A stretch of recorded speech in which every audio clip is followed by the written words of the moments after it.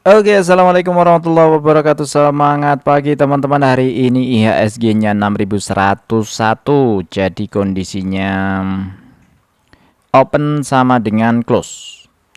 Asingnya masih jualan 300-an miliar, tapi lebih sedikit dan masih nggak niat ya. Hari ini 13 triliun itu nggak niat ya, separuh.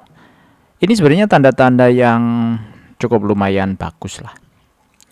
Karena turunnya itu tidak ada volume. Top value ada di DSSA, BMRI, TPIA, BBCA, BBRI, Telkom. Itu adalah yang 6 besar ya. Top brokernya, hari ini ada Mandiri Sekuritas, transaksi 35 triliun.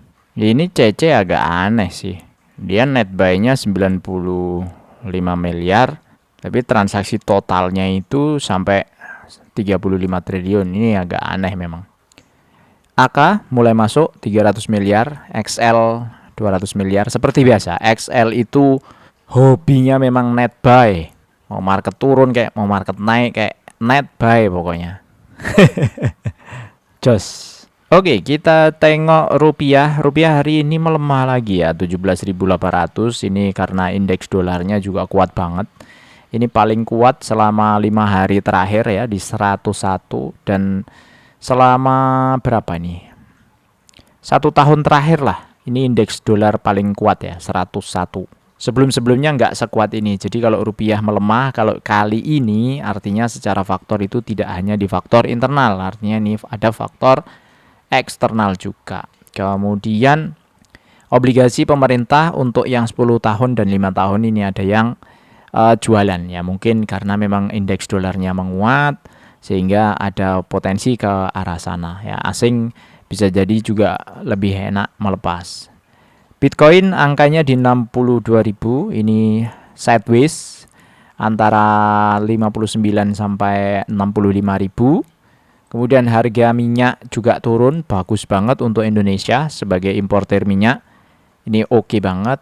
Harga emas juga ikutan turun, dolar naik itu biasanya emasnya juga turun karena salah duanya ya kalau mau milih dolar atau milih emas kan kira-kira gitu. Di 4.100 nih kalau Anda ke Antam mungkin hari-hari ini itu harga emas sudah mulai agak-agak turun. Terus hari ini ada RUPS yang biasanya ada di kita berarti IPCM paling itu aja ya, yang lain-lain tidak ada. Jadi nanti kita cek IPCM.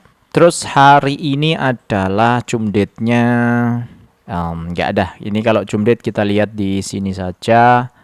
Minggu-minggu ini berarti hari ini adalah X date-nya Antam, Ases, IPCC sudah tidak keluar ya, berarti Antam sama Aces. Antam ya posisinya turun kemarin X date dividend. Oh sorry ini kemarin berarti hari ini turun Antam. Asesnya kondisinya hari ini juga turun berarti berlanjut ya penurunannya.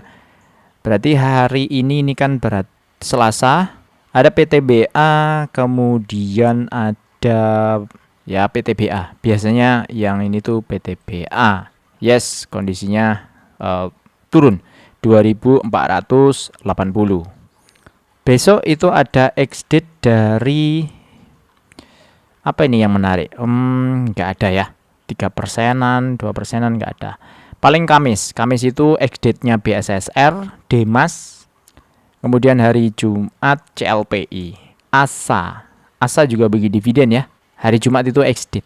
Artinya sebelum hari Jumat kalau Anda beli sama CLPI sebelum hari Jumat kalau Anda beli berarti bisa mendapatkan dividen. Tapi yang jelas pasti kena dividen trap. Jadi hati-hati di sana.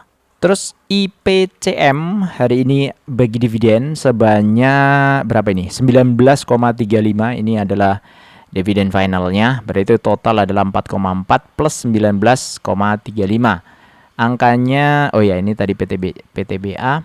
Angkanya ini meleset berarti dari estimasi kita yang payout ratio 75% itu harusnya total itu 28, tapi aktualnya hanya 24. Jadi yang kita harapkan yield dividennya itu 8,7, berarti hari ini dia bagi hanya 7,4%. Berarti secara yield, payout ratio mengalami penurunan ya. 24 itu setara dengan 65% payout rasio. Nah, 64% itu atau 65% itu belum pernah terjadi sebelumnya. Ya paling itu ngikutin 2024 ya. 2024 juga baginya 24. 3,8 plus 20. Plus 20. 75, 75, 75. Nah, tiba-tiba di 2025 berubah ya. 37,17 2. Oke. Nah, gini ceritanya di 24 itu 65%. Berarti dia mempertahankan ini aja. Memang kadang-kadang manajemen ya memutuskan sesuai dengan kondisi aktual atau kondisi di tahun itu gitu. Nah, di tahun depan estimasi EPS-nya itu 34 sampai 37. Kalau kita input taruhlah ini 34, berarti potensi yield dividennya adalah 6,9% di harga 322. Jadi masih cukup mahal ya. Harga wajarnya pengennya adalah di 246. Itu kira-kira untuk IPCM. Kemudian selanjutnya pemerintah siapkan stimulus ini di second half ya. 2H itu second half. Sekitar 26,3 triliun ini dari Pak Menko untuk menjaga daya tahan ekonomi domestik. Stimulus mencakup bantuan pangan, beras 10 kg, kemudian stabilitas harga pangan, dan seterusnya. Ini untuk kelas menengah mesti nggak dapat.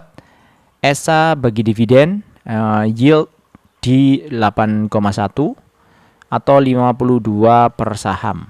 Kemarin kita udah bahas belum ya ESA? Sudah ya? 52 per saham ya, benar ya? 52 dan ini sudah kita update. Harga per sekarang pun jadi sekitar 7,4% dia punya yield. Terus pemerintah telah setujui kuota RKAB batubara. Menyetujuinya lebih dari 600 juta ton hingga Juni. Nah, artinya ini tarik ulur ya. Kalau ngelihat ini berarti tarik ulur. Ini menarik ini untuk saham-saham batubara, menarik. Karena harganya sudah peak, sudah bagus. Harga batubara itu sekarang turun ya 132 ya. Kemarin sempat 150, berarti naik turunnya ada di situ. Kalau ternyata RKAB-nya dinaikkan, artinya harganya bagus, produksinya juga bisa banyak. Menarik untuk saham-saham batubara. Terus Pertamina koordinasi dengan Pegas, ini nggak ada hubungannya langsung sih dengan kita-kita. Tapi intinya kalau yang biasa usaha dan beli gas, memang sekarang gas itu lagi agak mahal. Buat manufaktur-manufaktur yang butuh gas ya, heat treatment company ya. Kemudian painting company kan pakai gas tuh pemanasannya. Ini pasti butuh ya untuk yang industri. Terus tadi ada money supply. Money supply untuk ekonomi ini, money supply itu adalah uang beredar. Dengan kondisi uang beredar yang naik ini sebenarnya juga lumayan ya, karena perkembangan uang beredar itu negatifnya ini bisa memicu inflasi, tapi positifnya artinya perkembangan produksi harusnya lebih. Karena uang beredarnya lebih banyak itu berarti produksinya lebih meningkat daripada sebelumnya.